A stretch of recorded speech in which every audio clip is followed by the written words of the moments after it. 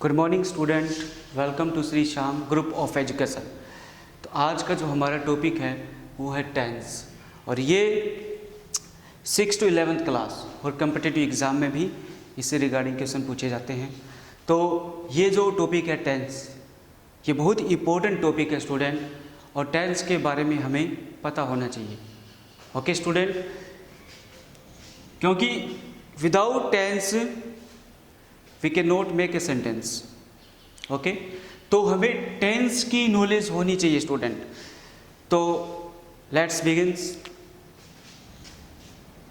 तो टेंस, सबसे पहले होता क्या है tense? What is the definition of tense? Tense की परिभाषा क्या होती है? तो tense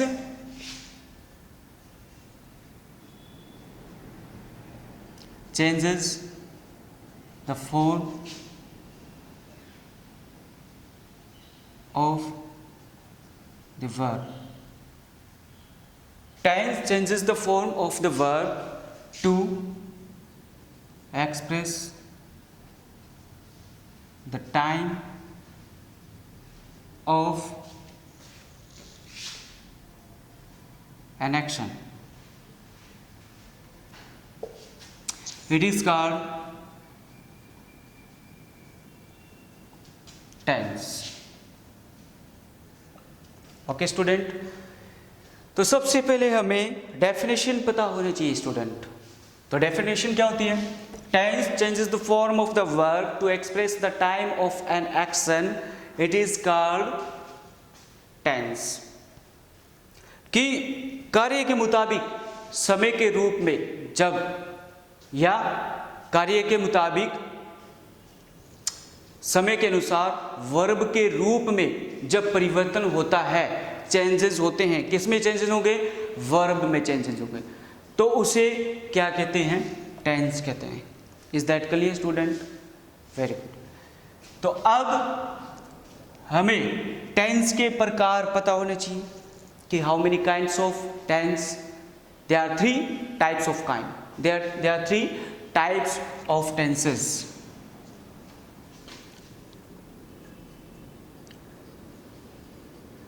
There are 3 types of tenses. There are 3 types of tenses. 3 प्रकार के टेंस होते हैं। कौन कौन से होते हैं स्टूडेंट? तो सबसे पहले हमें टेंस का पता होना चाहिए और उसके प्रकार के बारे में पता होनी चाहिए कि टेंस कितने प्रकार के होते हैं। तो सबसे पहले स्टूडेंट ये सपोज करो टेंस है। Is that clear student? ये टेंस है और इसके जो प्रकार है, फर्स्ट प्रेजेंट टेंस, जिसे वर्तमान काल कहते हैं।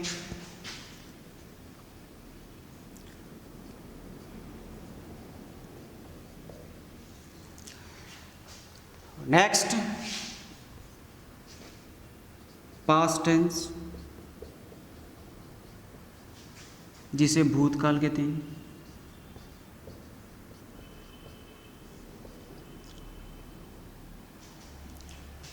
Next future tense,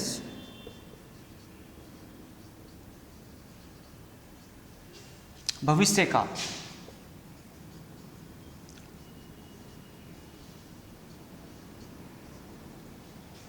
There are 3 types of tenses. 3 प्रकार होते हैं टेंस के। कौन कौन से? प्रेजेंट टेंस, पास्ट टेंस और फ्यूचर टेंस। प्रेजेंट टेंस को वर्तमान काल कहते हैं, और पास्ट टेंस को भूतकाल कहते हैं, और फ्यूचर टेंस को भविष्य काल कहते हैं। ओके स्टूडेंट, तो ये टेंस है और टेंस के 3 प्रकार है स्टूडेंट। अब प्रत्येक टेंस के each tense is divided in 4 parts to show the degree of completeness. Okay student, of an action. अब प्रत्येक टेंस के, ये जो प्रेजेंट टेंस है, ये जो पास्ट टेंस है, ये जो फ्यूचर टेंस है, इन सभी के प्रत्येक टेंस के एक एक टेंस के, ये जो प्रेजेंट है, पास्ट है और फ्यूचर टेंस है, प्रत्येक टेंस के चार चार टेंस होते हैं। ओके स्टूडेंट, कितने होते हैं? चार टेंस। इसके भी चार, इसके भी चार। ओके स्टूडेंट, कौन कौन से होते हैं? Indefinite tense, present continuous tense, present perfect tense, present perfect continuous tense. तो ये प्रेजेंट टेंस के। और पास्ट टेंस के simple past tense, past continuous tense, past perfect tense और पास्ट परफेक्ट कॉन्टिन्यूस टेंस। इसी प्रकार से नेक्स्ट फ्यूचर टेंस के चार, future indefinite tense, future continuous tense, future perfect tense और फ्यूचर परफेक्ट कॉन्टिन्यूस टेंस। तो इनके प्रत्येक टेंस के चार चार टेंस होते हैं।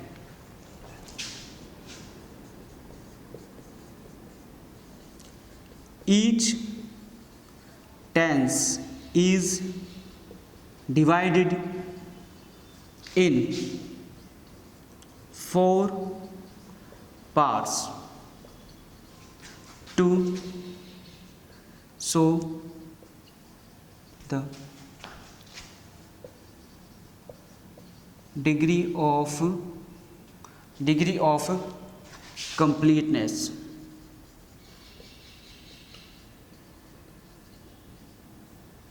of an action।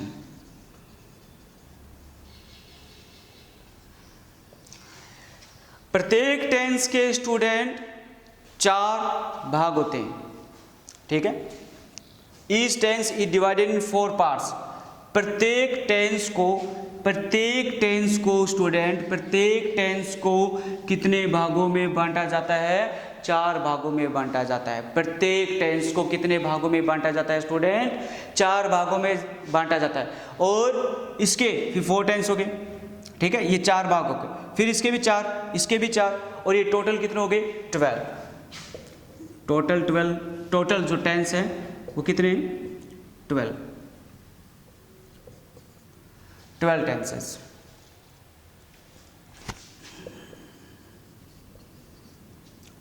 Is that clear student? और फिर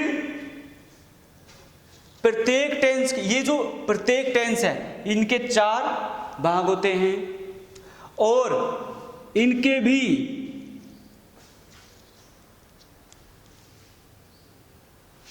फोर टाइप्स होते हैं, 4 प्रकार होते हैं इनके भी। कौन कौन से? इनके जो टेंस के, ये जो प्रेजेंट इंडेफिनेट है, प्रेजेंट कॉन्टिन्यूस है, प्रेजेंट परफेक्ट है और प्रेजेंट परफेक्ट कॉन्टिन्यूस टेंस है। प्रत्येक टेंस के 4 सेंटेंस होते हैं स्टूडेंट। ओके, प्रत्येक टेंस के ये जो आगे डिवाइड होंगे, ठीक है, प्रत्येक टेंस 4 टेंस में डिवाइड हुए हैं और इनके जो सेंटेंस होते हैं वो 4 होते हैं। इसके भी 4 क्या होते हैं? सेंटेंस।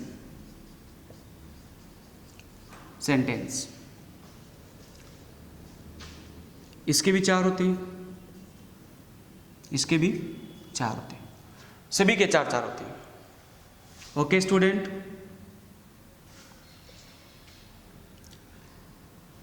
अब ये जो 4 सेंटेंस होते हैं कौन कौन से होते हैं?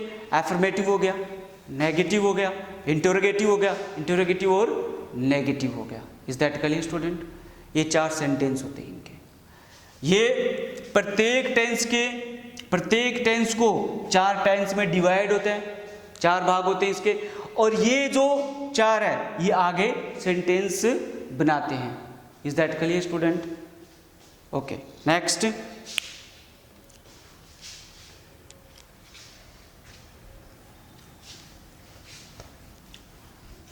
अब सबसे पहले प्रेजेंट टेंस की बात करते हैं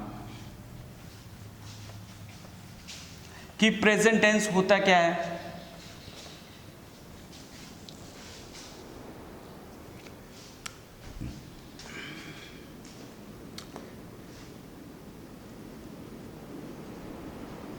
प्रेजेंट टेंस। प्रेजेंट टेंस के 4 टेंस होते हैं। कौन कौन से? इंडेफिनिट हो गया, प्रेजेंट इंडेफिनिट टेंस,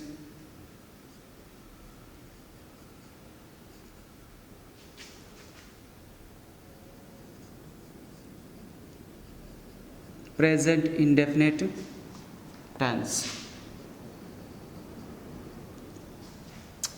फिर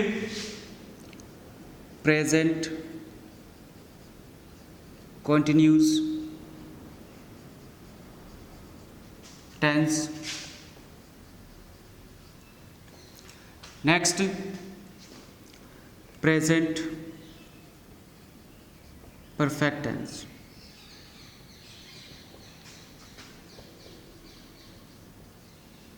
फिर next present perfect continuous tense. Present indefinite tense, present continuous tense, present perfect tense और प्रेजेंट परफेक्ट कॉन्टिन्यूस टेंस, ये स्टूडेंट 4 होते हैं। ओके स्टूडेंट, प्रेजेंट टेंस, प्रत्येक टेंस के 4 टेंस होते हैं। Present indefinite tense, present continuous tense और present perfect tense और next present perfect continuous tense. और प्रत्येक टेंस के इनके 4 सेंटेंस होते हैं। कौन कौन से? एफर्मेटिव, एफर्मेटिव सेंटेंस जो हम नेक्स्ट यूज करेंगे स्टूडेंट। ओके, फिर negative sentence, negative sentence. Next interrogative sentence.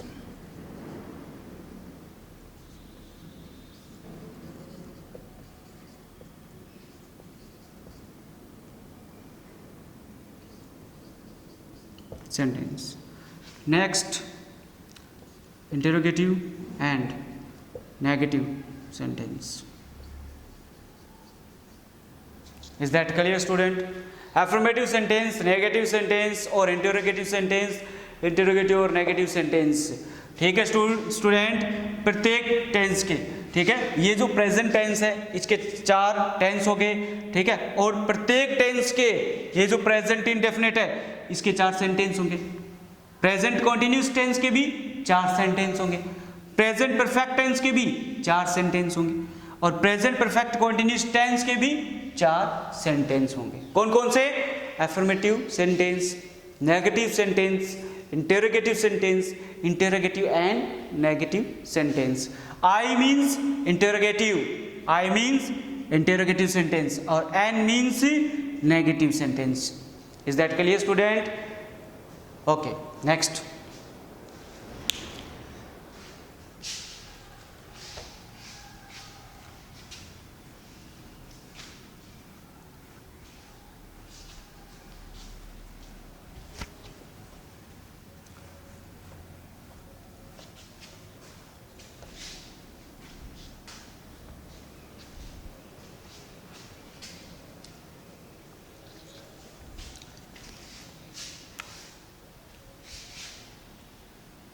तो सबसे पहला जो हमारा टेंस है वो है प्रेजेंट टेंस। तो प्रेजेंट टेंस के बारे में बात करेंगे। प्रेजेंट टेंस, प्रेजेंट टेंस होता क्या है? जो कार्य वर्तमान में किया जाता है उसे प्रेजेंट टेंस कहते हैं। An action which is done at the present time it is called present tense.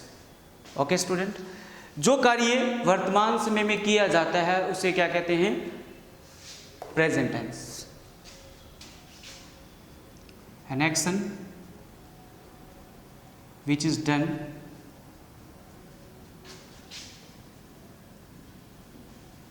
Eight the present time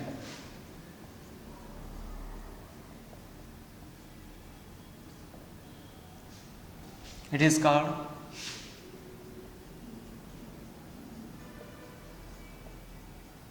present tense. Is that clear, student? अब नेक्स्ट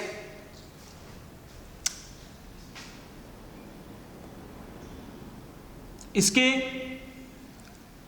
टेंस के जो प्रेजेंट टेंस है, जो मैंने ऑलरेडी आप लोगों को अभी बताया था स्टूडेंट कि प्रेजेंट टेंस के भी 4 टेंस होते हैं। कौन कौन से?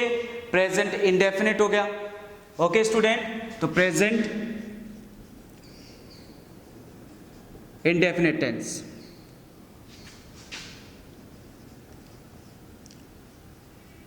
Present indefinite tense. Next present continuous tense. Third present perfect tense, present perfect tense. Next present perfect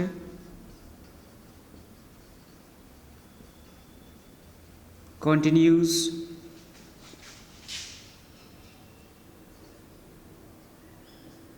tense. Okay student, तो सबसे पहले देखो स्टूडेंट, ये बहुत ही इजी है। कैसे? अगर यहां पर प्रेजेंट लिखा है तो इसका मतलब प्रेजेंट टेंस के बारे में बात करें, वर्तमान काल के बारे में बात करें। ओके स्टूडेंट, अगर यहां पर पास्ट लिखा है तो इट मींस कि पास्ट टेंस के बारे में बात करें हम। और यहां पर अगर फ्यूचर लिखा है, अगर यहां पर फ्यूचर लिखा है तो इट मींस कि हम फ्यूचर टेंस के बारे में बात करें। Is that clear student? तो अब प्रेजेंट लिखा है तो हम प्रेजेंट टेंस के बारे में बात करें, अगर पास्ट लिखा है तो पास्ट टेंस के बारे में बात करें, अगर यहाँ पर फ्यूचर लिखा है, ये जो प्रेजेंट लिखे हैं, ये यहाँ पर जो प्रेजेंट लिखे हैं स्टूडेंट, अगर हम यहाँ पर पास्ट कर देते हैं तो पास्ट टेंस के बारे में बात होती है। अगर हम यहाँ पर फ्यूचर टेंस, यहाँ पर ये जो फ्यूचर वर्ड है, अगर यहाँ पर फ्यूचर लिख देते हैं तो इसका मतलब कि यहाँ पर फ्यूचर टेंस के बारे में बात हो रही है। Is that clear student? Very good. तो अब हम प्रेजेंट टेंस के बारे में बात कर रहे हैं। तो प्रेजेंट टेंस में 4 टेंस हो गए, present indefinite tense, present continuous tense, present perfect tense और प्रेजेंट परफेक्ट कॉन्टिन्यूस टेंस। फिर प्रत्येक टेंस के इनके 4-4 सेंटेंस हो जाएंगे student. Is that clear? Got it my point? Very good. Next, अब सबसे पहला जो हमारा टेंस है प्रेजेंट टेंस में, जो हमारा सबसे पहला जो टेंस है वो है present indefinite tense. Okay student, तो हम प्रेजेंट इंडेफिनिट टेंस के बारे में पढ़ेंगे।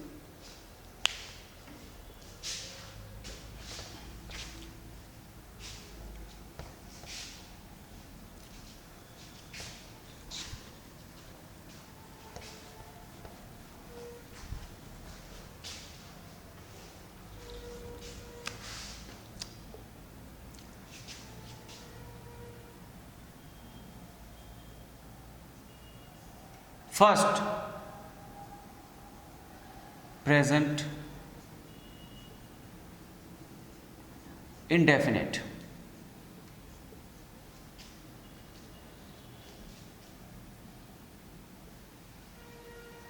Present indefinite tense. Present indefinite tense होता क्या है स्टूडेंट? प्रेजेंट इंडेफिनिट टेंस होता क्या है? It makes a general statement.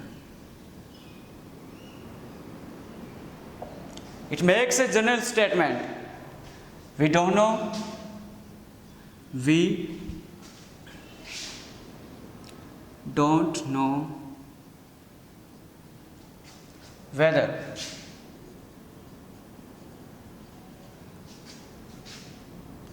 the action is complete or not. Present indefinite tense के बारे में बात कर रहे हैं स्टूडेंट। जो प्रेजेंट टेंस का फर्स्ट टेंस है, इज दैट क्लियर? तो प्रेजेंट इंडेफिनिट टेंस के बारे में बात कर रहे हैं। तो प्रेजेंट इंडेफिनिट टेंस होता क्या है?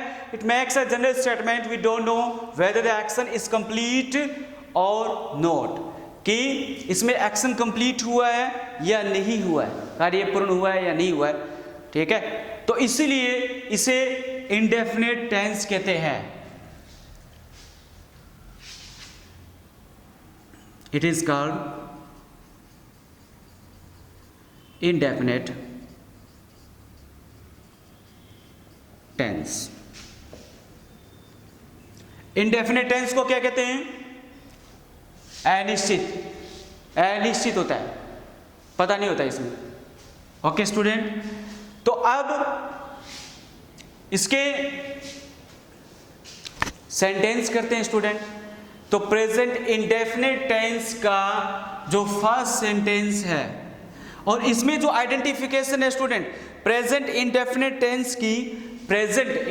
टेंस की जो आइडेंटिफिकेशन होती है वो वर्ब के एंड ऑफ द वर्ब, ठीक है, वर्ब के अंत में ऐसे वर्ड्स कुछ होते हैं, ते ता ते, ऐसे कुछ ऐसे वर्ड्स होते हैं जिससे ये आइडेंटिफाई होता है कि ये प्रेजेंट इंडेफिनिट टेंस है। जैसे राम सोता है, राम खाता है, राम पीता है। Is that clear student? Ram दौड़ता है। तो जिस वर्ब के अंत में ते ता ते ऐसे वर्ब या ऐसे शब्द होगा, ठीक है, तो वो क्या होता है? Present indefinite tense. Okay student, अब इसका जो फर्स्ट सेंटेंस है, आइडेंटिफिकेशन आप लोगों को पता चल गई स्टूडेंट कि आइडेंटिफिकेशन क्या होती है प्रेजेंट इंडेफिनिट टेंस की। प्रेजेंट इंडेफिनिट टेंस की जो आइडेंटिफिकेशन होती है स्टूडेंट, कि हम पहचानेंगे, किसे आइडेंटिफाई कैसे करेंगे कि ये प्रेजेंट इंडेफिनिट टेंस है या प्रेजेंट कॉन्टिन्यूस टेंस है। तो जिस वर्ब के अंत में ते ता ते ऐसे शब्द होंगे, ओके स्टूडेंट, तो वो कौन सा होगा? प्रेजेंट इंडेफिनिट टेंस होगा। एंड ऑफ द वर्ब क्या होगा? ते ता ते ऐसे शब्द होंगे। तो इससे हमें आइडेंटिफाई हो जाएगा कि ये कौन सा टेंस है? प्रेजेंट इंडेफिनिट टेंस है। किसी भी वाक्य के अंत में अगर ते ता ती ऐसे शब्द होंगे तो वो प्रेजेंट इंडेफिनिट टेंस कहलाता है। ओके स्टूडेंट, तो इसका जो फर्स्ट सेंटेंस है एफर्मेटिव सेंटेंस।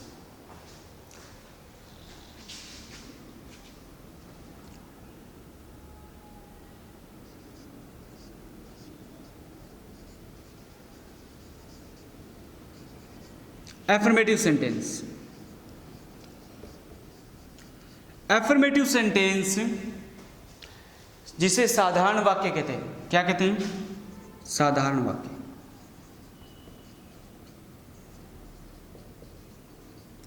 साधारण वाक्य कहते हैं। ओके स्टूडेंट, अब नेक्स्ट एफर्मेटिव सेंटेंस साधारण वाक्य होता है स्टूडेंट, और हमें इसका फॉर्मूला भी पता होना चाहिए।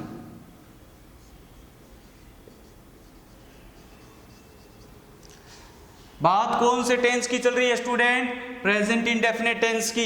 प्रेजेंट इंडेफिनिट टेंस के बारे में पता चल गया, उसकी आइडेंटिफिकेशन के बारे में पता चल गया। अब उसके सेंटेंस करते हैं हम, किस प्रकार से प्रेजेंट इंडेफिनिट टेंस के सेंटेंस होते हैं। तो सबसे पहले मैंने ऑलरेडी आप लोगों को बताया था कि 4 सेंटेंस होते हैं। कौन से? अफर्मेटिव, नेगेटिव, इंटेरोगेटिव और इंटेरोगेटिव और नेगेटिव सेंटेंस। ठीक है, तो सबसे पहला जो सेंटेंस है प्रेजेंट इंडेफिनिट टेंस का, प्रेजेंट इंडेफिनिट टेंस का जो सबसे पहला सेंटेंस है स्टूडेंट, वो है affirmative sentence. Is that clear? जिसे हिंदी में क्या कहते हैं? साधारण वाक्य। फिर उसका फॉर्मूला पता होना चाहिए। फॉर्मूला क्या होता है? फॉर्मूला हमें आइडेंटिफाई होगा, पता होगा, ठीक है, तभी हम उसके सेंटेंस कर पाएंगे। फॉर्मूला इसका होता है सब्जेक्ट प्लस वर्ब की फर्स्ट फॉर्म प्लस एस या ES plus object. Subject plus verb की फर्स्ट फॉर्म प्लस एस या ईएस प्लस ऑब्जेक्ट। एस या ईएस का यूज होता है स्टूडेंट अगर सब्जेक्ट सिंगुलर फॉर्म में है। अगर सब्जेक्ट सिंगुलर फॉर्म में है तो वर्ब की फर्स्ट फॉर्म के साथ एस या ईएस का यूज किया जाता है। क्योंकि ये ध्यान में रखना स्टूडेंट, जितनी भी वर्ब्स होती है वो कौन सी होती है, प्लूरल फॉर्म में होती है। उसको सिंगुलर बनाने के लिए एस या ईएस का यूज किया जाता है। अगर सब्जेक्ट हमारे पास सिंगुलर फॉर्म में है, अगर सब्जेक्ट हमारे पास सिंगुलर फॉर्म में है स्टूडेंट, तो वर्ब भी ही सिंगुलर फॉर्म में ही यूज की जाएगी। अगर सब्जेक्ट प्लूरल फॉर्म में है तो ओनली वर्ब की फर्स्ट फॉर्म का यूज किया जाता है। मतलब इट मीन्स कि वर्ब भी कौन सी होगी, प्लूरल फॉर्म में होगी। Is that clear? तो सब्जेक्ट प्लस वर्ब की फर्स्ट फॉर्म प्लस एस या ईएस प्लस ऑब्जेक्ट। तो अब एस या ईएस का यूज,